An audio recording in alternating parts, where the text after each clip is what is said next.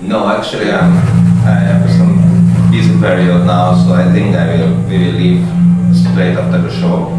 So, but we looked around a little bit. It's a nice atmosphere here. You know, it's really cool. This old castle, and this bunker area, really nice, good atmosphere. I also like the village. You know, we were out a little bit, and at the hotel there was some village people party.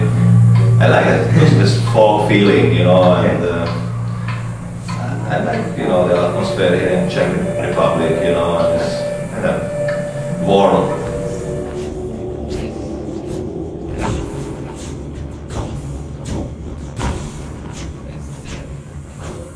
Yeah, I mean, we were in Prague last time. That was so great, you know. And I was there with that time we were there with my kids, so we spent like.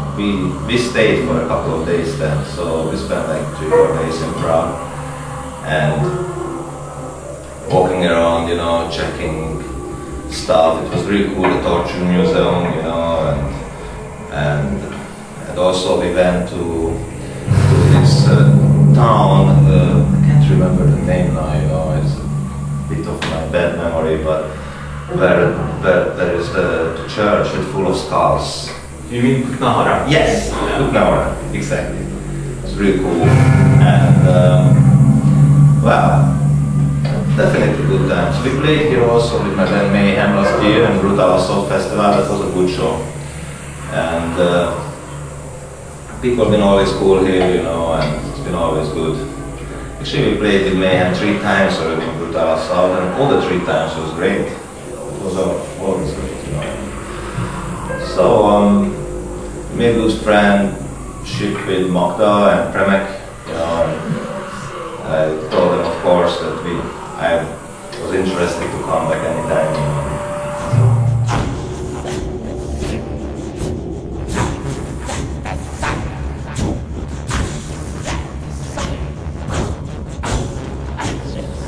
Yes, normally I do, and it's been a long way, you know. I started to play music back in the 80s, 85, I think, and back then my first mentor was this extreme black metal stuff. We were very young, you know, and I didn't know much about techniques, you know, so we were just shouting full of my breath and stuff.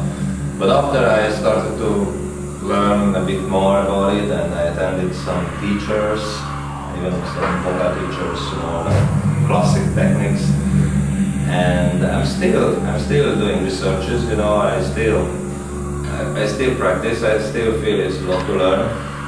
It's you know, the basics of vocals are always the breathing, you know. That's the first thing you should work with, and then understand and turn your body into a certain kind of instrument, you know, and start to play on it, you know, like almost like an instrument, and understand how the air, how to control the air, you know, the flow of air. It has to be like very steady stream of air,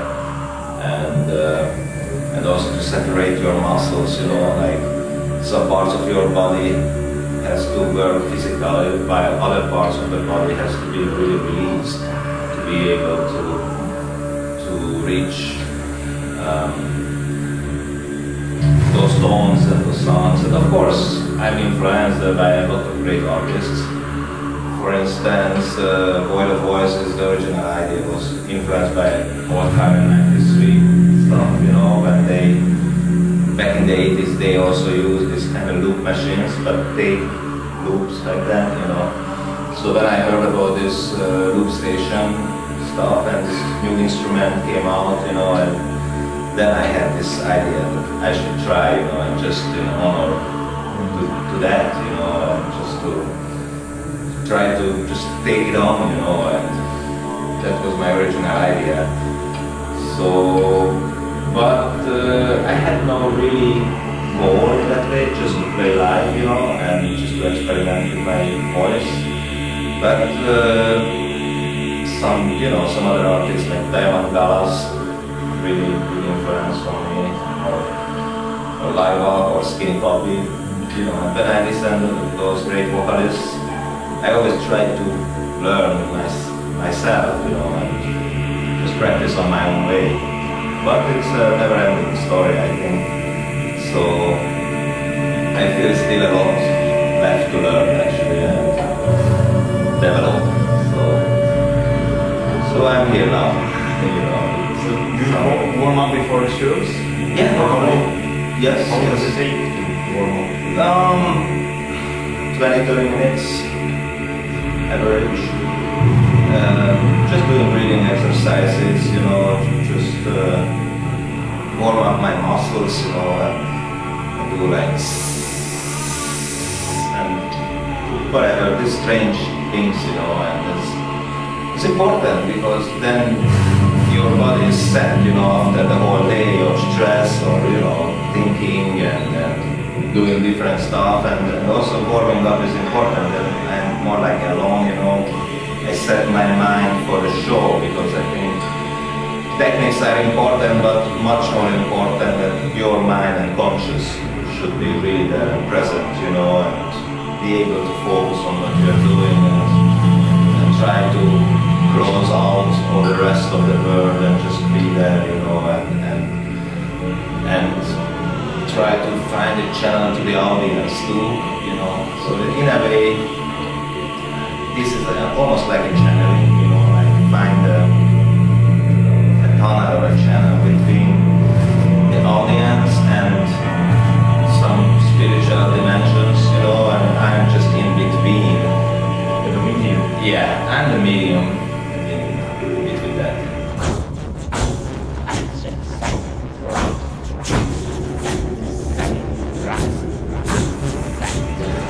Well, I'm trying, you know, like throat singing, so like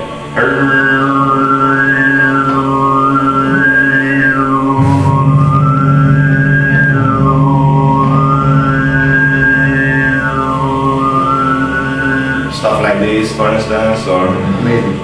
or I don't know. I don't wanna stop now, you know, too much, but stuff like that. This is so interesting, and it's so much to learn about these things, how to... I wish I could go back. I've been once to Mongolia actually when I was like 19 and 20, and we saw some kind of rituals or these ceremonies in a temple, and these monks were singing, but I never had a chance to talk to one of the person who could do this in the proper way. So it's not easy, you know, to find when you are alone without a master who really teach you and tell you. So I'm still looking forward to that opportunity to meet with some person who would show me the proper way, because I understand that it's a way to, you know, vocals is about, we have this vocal cord which is like this small here, right? So it's almost like a guitar, you know, the guitar has a big body. So the strings are not too loud, the body makes it, the acoustics are. So in human case, or in our case, it's the small cord, it's just making the resonance here. Your body amplifies that small sound. And there's so many ways how to use all the spaces in your body, like in your chest, in your throat, and let the sound go up here in the small holes and stuff, you know, and get the whole thing into vibration and resonance. And so I think that's the main point in a short way, you know. And of course it's a long way of practicing, you know. It's always some fine steps you do, and sometimes you feel you can't go always up, you know. Sometimes it goes a bit down, and you find it's not the right way. So you try a little bit other. It's fine, very fine tuning.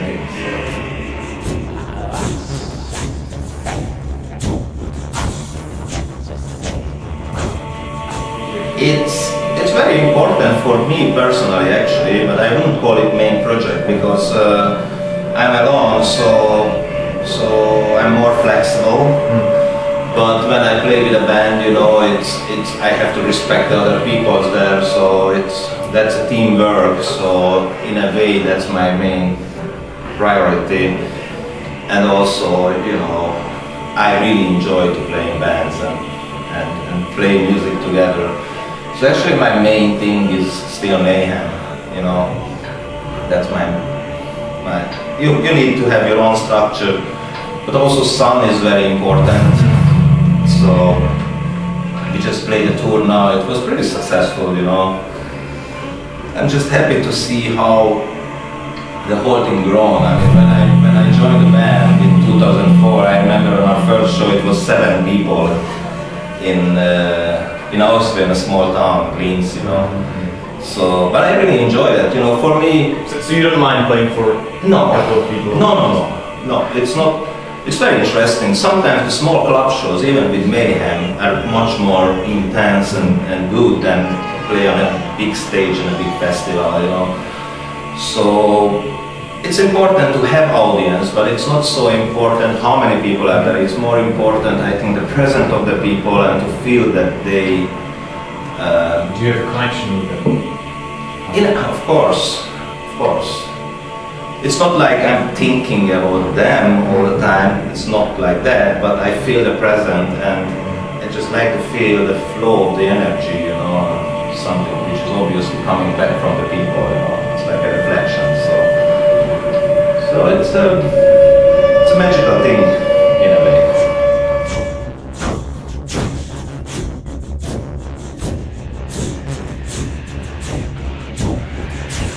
I have a long plan, so I started this like 4 years ago, I think.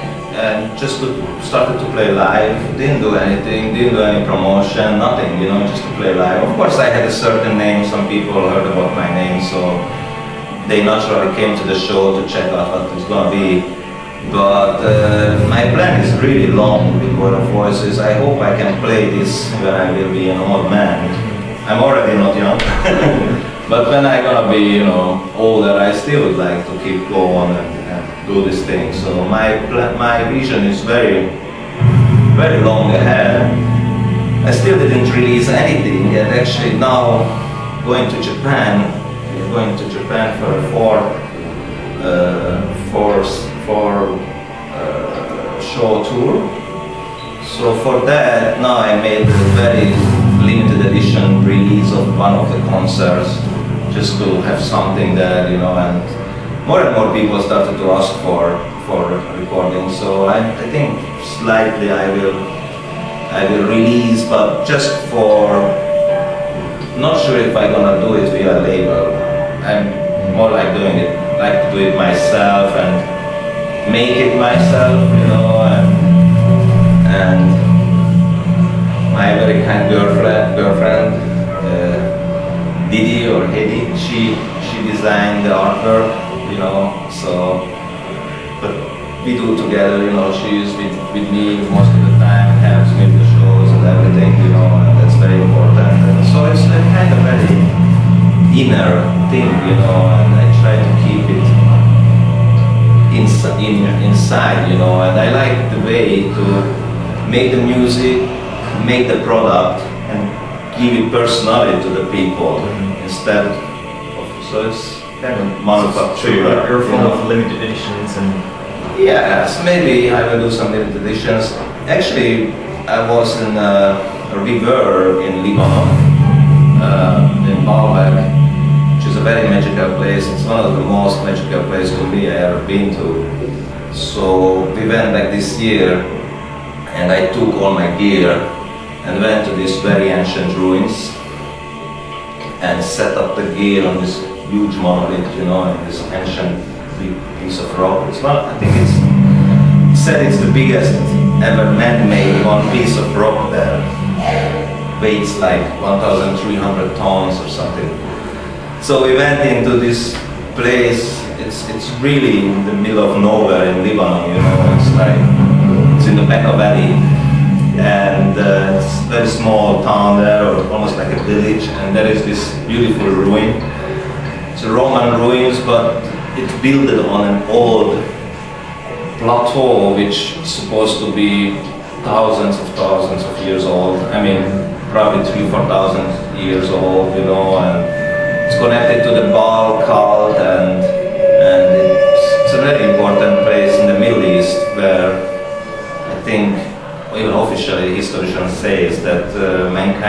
from there, you know, or civilization, so to say, emerged from there. So in this beautiful spot, we managed, because it was kind of improvising the whole trip. I was not sure if I will be able to do this, you know, went there just like a tourist, set up my stuff. But I knew the people were very nice there and very kind, so they thought first it was a bit strange, but then they said, of course, yeah, I thought it's gonna be strange, but they were very happy to see me. The guy remembered me actually there. And he said, yeah, you can do it. So it was very interesting. I set up all my gear and started to do recordings on the top of this ruin in this atmosphere, but I tried my best to involve all the energy, you know, what I feel there, you know, and put that in the music. So I have this recording, and I'm thinking maybe that could be a release, which could be an official Boy of Voices release, you know, stuff like that. So, but I still didn't do it. I'm still working on it, putting together the material. I had plenty of recordings there. It was very interesting. I also grabbed my stage clothes. So people were walking by and I looked like, what that guy is doing there, you know, and this is like, it's it was very, very exotic and interesting.